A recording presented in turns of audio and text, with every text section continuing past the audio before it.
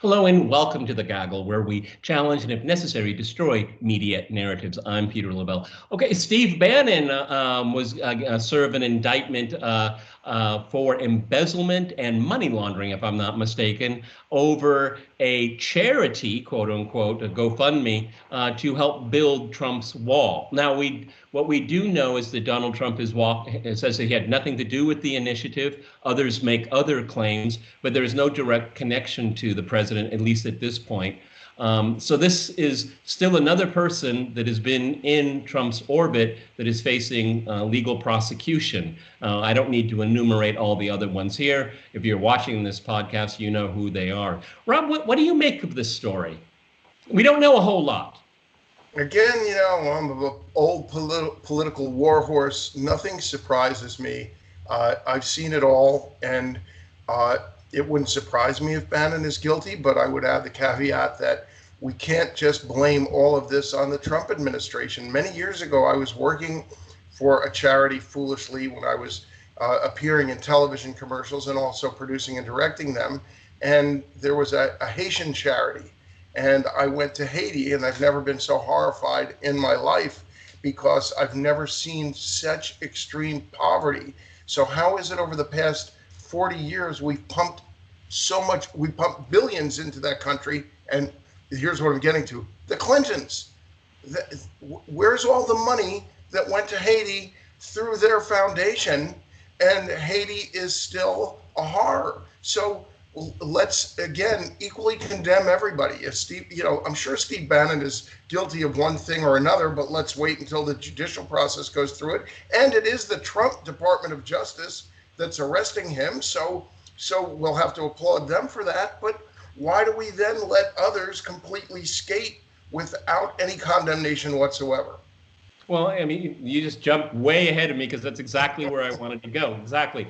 George, the Clinton Foundation, the Global Initiative, there's been so much talk about it over the years. The pay-to-play issues. I think Chelsea's wedding was paid, through one of these charities and whatnot.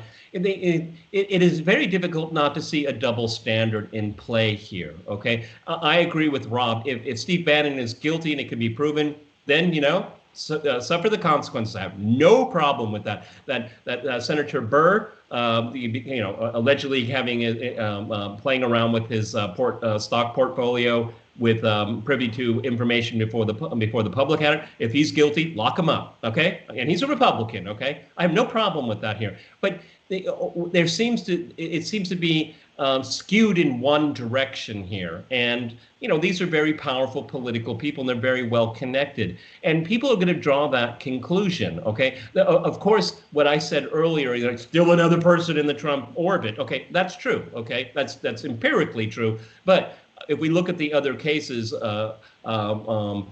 Stone, Flynn, I think they're all flimsy things, okay? And I do see a political motivation behind it. And maybe it's very hard to make that case in Bannon's situation because it is the Trump DOJ. So it seems to me skewed in one way. And are they compensating in another way by going after Bannon? I don't know. What do you think? Well, it's very hard to say. But of course, while it's true that it is the Trump DOJ, the people who work in the DOJ are by no means Trump people. This is the Southern District of New York.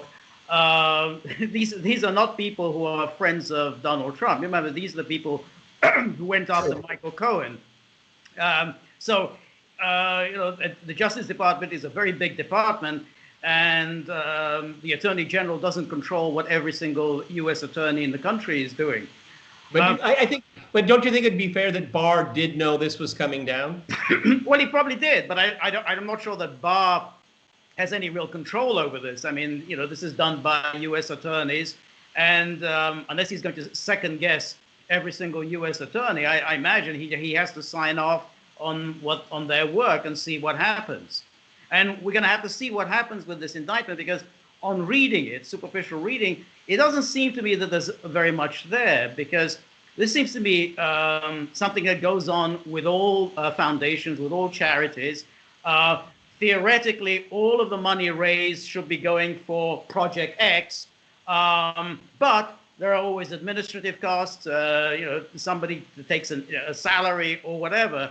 So it's hard to see why that what this particular fundraiser did that other charities don't do. I mean, most of the money still went on the project, the ostensible project, unlike the Clinton Foundation, where I can't remember the numbers, were just staggering about how little actually went on actual projects, as opposed to all of the costs and salaries for all the people working there.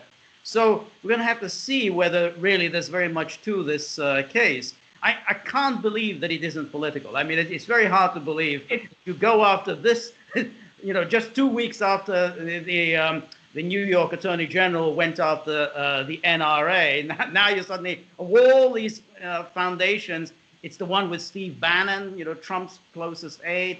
Just seems too good a coincidence to believe. Well, it seems too good of a coincidence, particularly in the last day of the Democratic National Convention, and with the GOP doing theirs next week here. I mean, obviously he's a notable figure used to be in the Trump orbit, and is actually, from what I've seen over the last few weeks and months, he's actually come back and been a supporter of the president in his re-election bid here. But what does this tell us about our politics here? Because it seems that does your politics determine to what degree you will be charged and prosecuted? I mean, it seems that way on the outside, and I'm going to have to agree with George and make a concession to George. I don't know how exactly on that level of the judicial part of the like the FBI versus the federal judges and district attorneys. I don't know how they're connected here, but it does give one pause that here's another major political figure that is being charged in an election cycle. Well, I'll give you an example going way back to when Reagan left office, and I was a young guy working at Time magazine, and I remember how outraged many of us were that Reagan was given a speech in Japan. I remember that. Leaving office for $1 million, and the outrage and how this is almost a criminal act.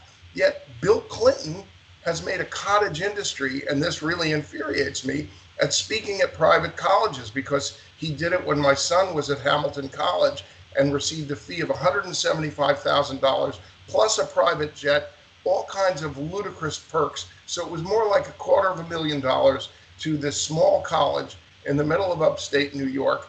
And to me, I find that pretty horrible and egregious, yet we'll condemn Ronald Reagan for actually lesser behavior, because he was getting it from the government, I think, than from bleeding little colleges from their scholarship money so that you could go speak for 20 minutes. And I've seen some of Clinton's presidential speeches, and they're pretty horrible. And the irony is, what he does is lambast Barack Obama in every one of those speeches.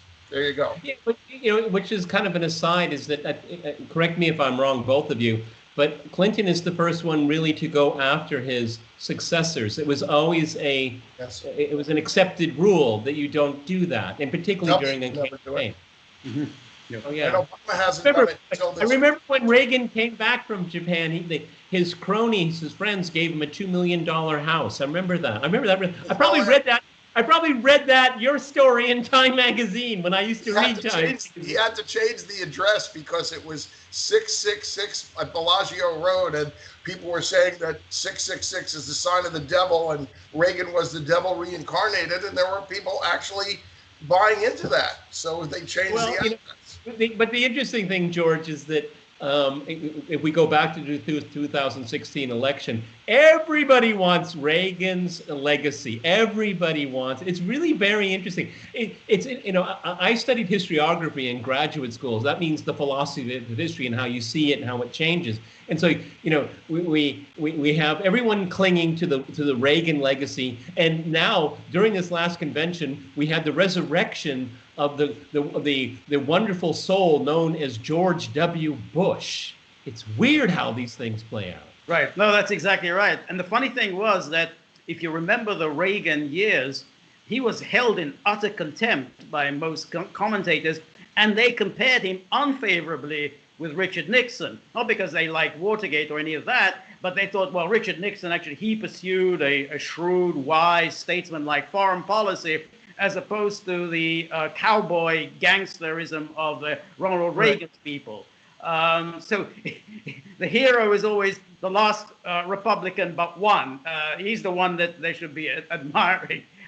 So George W. Bush is now the man to admire, simply because I guess many people now already don't remember Ronald Reagan, but those of an older generation. Clinton, for instance, in 1992, also wrapped himself in the mantle of Ronald Reagan as if somehow, Reagan I have a lot of time for, but George H.W. Bush, no, that I don't have much time for. Well, I'll tell you, we'll finish on this here. We kind of covered a lot of things here, but Yes. One thing that I was very disgusted with, I have to say, and very angry about, is these people that were the backers, supporters, and the purveyors of that illegal war into Iraq. They are all resurrected, and they were all resurrected on that virtual stage over this past week, and that really made me angry. Last word goes to you, Rob. Well, again, you're talking about history, and in now reflecting on my past, I was unduly harsh on Reagan, and I really didn't know enough about him, or what I knew was very pointed and specific. And I went on to read his letters, which I recommend that everybody read, because he was actually much smarter than anybody ever gave him credit for. So I apologize to you, Ron.